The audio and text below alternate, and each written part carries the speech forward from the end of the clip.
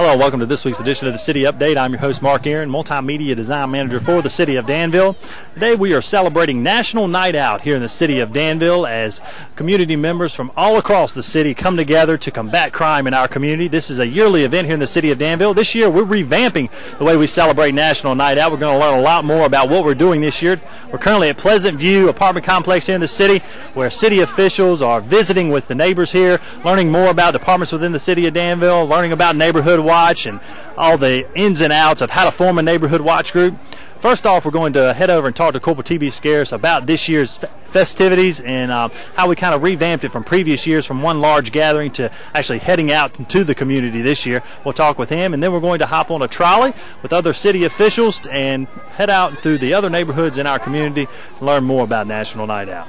Joining us now is Corporal T.B. Scarce with the Danville Police Department, and Corporal Scarce heads up our crime prevention unit for the Danville Police Department. We spoke to Corporal Scarce just last week on the City Update concerning a coalition for a safe Danville and the talk that you gave at that last group concerning Neighborhood Watch. And here we are a week later, Corporal Scarce, and really kicking off Neighborhood Watch celebration, I guess. Every year we do this. It's National Night Out. But this year we're doing things a little different here in the City of Danville. For our citizens who may be familiar with this celebration, in years past we've had huge gatherings, whether it be at the Carrington Pavilion or Blue Park. But this year we're going at it a different way. Can you explain to our viewers what we're going to see today on the City Update? Well, sure. What we're going to do this year, we took a long, hard look at National Night Out and Neighborhood Watch, and they belong together. National Night Out it started in the neighborhoods about 27 years ago, and it was kind of a going-away party for crime. And as a national incentive, they encouraged communities all across the United States to participate. And just like anything else in the United States, these things have grown over the years. But we took a long, hard look this year, and we wanted to make a better connection as we try to establish a police-community partnership. So we decided that we would encourage and help all of our neighbors' groups to host their own event. We provided information packets to them that they could have on their tables when they have events, and worked with them, any of them that had questions about planning. And then our goal is to go out and to visit as many of those sites as we can get into one night. Now tonight we have 14 sites lined up to visit. Right. And we've got close to, on the itinerary, we've got close to 45 people from the city, from the police department, from the sheriff's department, community development, public works, Habitat for Humanity, Little Life, and there's a host of others that will be participating, and we'll just go around and visit. And it's our way of saying thank you, number one, for participating in Neighborhood Watch year-round, and number two, for participating in National Night Out. Now, tell me, how many Neighborhood Watch organizations do we currently have that are active in the City of Danville? Currently, we have 22 that are in what we consider various stages of activity, and some of them are very thoroughly organized, meetings monthly basis and this type of thing, and we have some that are a little more less stringent on their requirements, but they stay connected through communication means that they devise, and that's the main goal. We want our neighborhoods to stay connected. We want them to communicate. If there's something going on in the neighborhood, they need to pass that information along. So 22, and we're currently working with 7 or 8 others that have expressed some interest, and we're bringing those along at various stages. So it's always a work in progress. And we're going to be visiting, you said, how many tonight for National Night Out? We've got 14 that we're going to be visiting. And actually, we've got 12 sites, and several neighborhoods have combined their resources for this event. But we have 14 neighborhoods participating, 12 sites. So we've got a great event planned for this evening, and what we hope to do here on this week's City Update is hop on the trolley. We're going to take a ride with you guys for at least 3 or 4 of the sites, so we can get give our viewers an idea of what this is all about. Talk to some of the participants in some of the neighborhoods, and also talk to some of the departments that are taking part in this big event this year. But Corporal Scarce, as you plan this event with a lot of other individuals, what is your goal for National Night Out this year here in the City of Danville? What do you hope these Neighborhood Watch organizations get out of this big event? We hope that they realize that, number one, they don't have to go it alone. And I think we kind of lost some of that connectivity when we had the big events. And, I can't say what will happen in the future. I don't know where the direction will go, but at least for this particular point in time, we are trying to reestablish those connections. And if we're going to build a successful partnership in the community, then that's where it needs to start. And on the heels of that, the neighborhoods that participate, we will be taking one representative from each of those neighborhoods to the statewide neighborhood conference this year. Right. And we're going to pay for that out of drug seizure funds. That was approved earlier in the year. So we're trying to establish that police community partnership.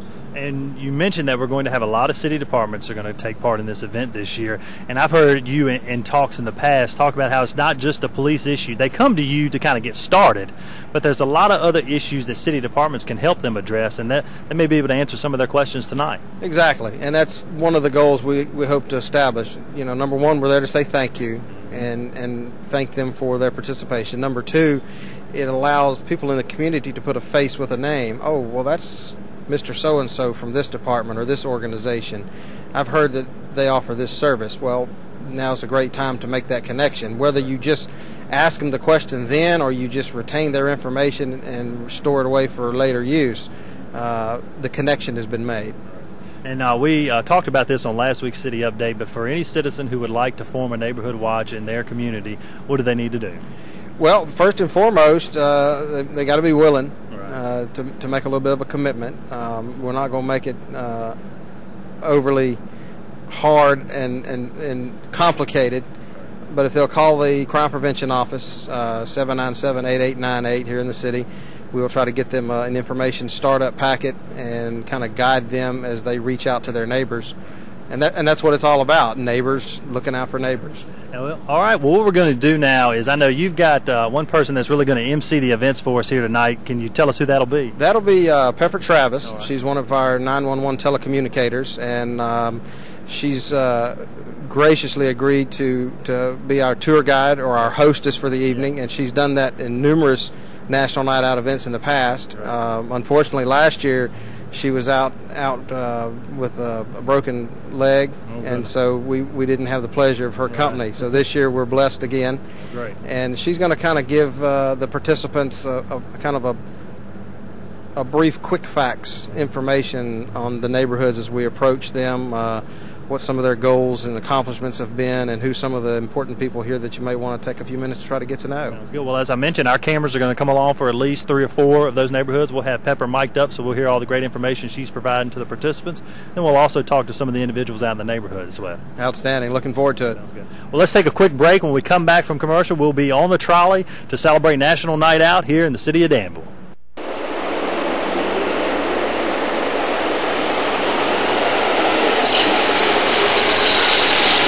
Now at Pleasant View, where we are going to greet the tenants of Pleasant View. They were established in 2006. They have 10 members, 67 homes, and 184 tenants. Now, they have 3 streets included in their area. Their coordinator is Miss Crystal Gunn. Now, they just introduced the Neighborhood Watch, and their main goal is to involve the tenants. So now our job is going to be to get off of the trolley and encourage them to involve the tenants, to be a part of National Night Out and a part of the Neighborhood Watch. So that's what we need everybody to do, okay? As you get off and meet and greet everybody, let's tell them how important Neighborhood Watch is and how important National Night Out is. Everybody, let's go meet the tenants of Pleasant View, all right? Let's go!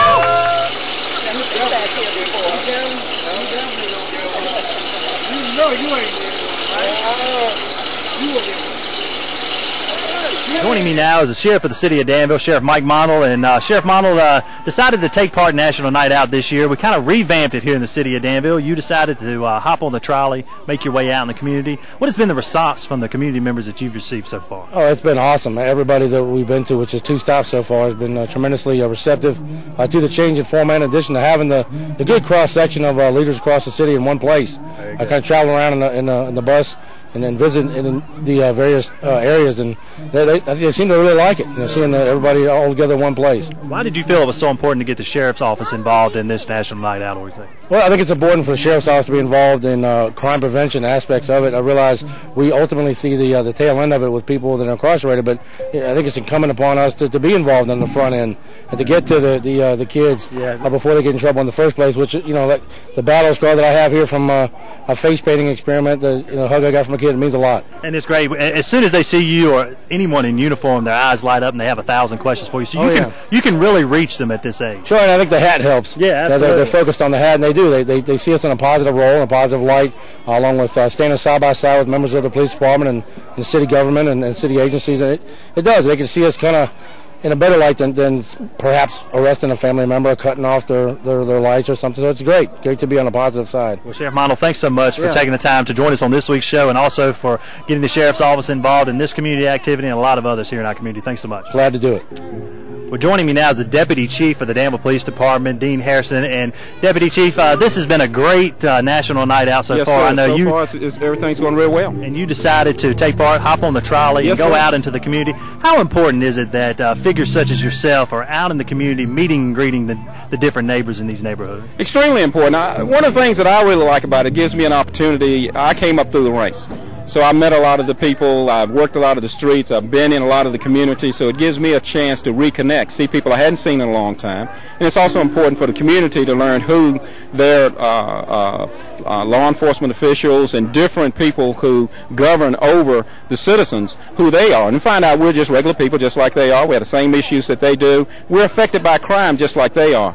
And when we all work together, then things work better for all of us. So it's extremely important that we get out. And this is a wonderful opportunity for us to go out into the community, to take this opportunity to get on a trolley and go out and meet and greet. So as soon as I heard about it, I was on board for the opportunity. So things are working great. And they get to see you in a different light. As you mentioned, they're not here. You're not here on a call. Absolutely. So they may open up a little more to you, ask you more questions they wouldn't in the past on a previous situation per se. And that's true. And it's about building relationships. Right. And and if people, the only time that they see you is when something bad happens, then they associate you with tragedy or with bad things. So we have to remove that fear factor, especially with the kids, and a lot of them are at first very hesitant to come up to you, but once they find out that you're not here to harm them, but you're here to help and that you're a friend, then you're building the foundation of relationships that will carry you on through to the future. And that's very beneficial, because as we learned last week on the City Update through the Safe Danville Coalition, we need to reach those under 21 age, because a lot of the suspects in that data that we've gathered, under 21 were responsible for a lot of these crimes, so it's great to get out to that age group. Or what we've learned through the data from what we have so far is that they are the most affected by it, so that their reaction to it may not necessarily be from internally, but maybe an external response to their environment. So one of the things we have to do is that we have to learn what's causing these issues and then to put into place things that will allow us to intervene with that. Deputy Chief, thank you so much for taking time to join us today, and enjoy the rest of the night. All right, good to see you.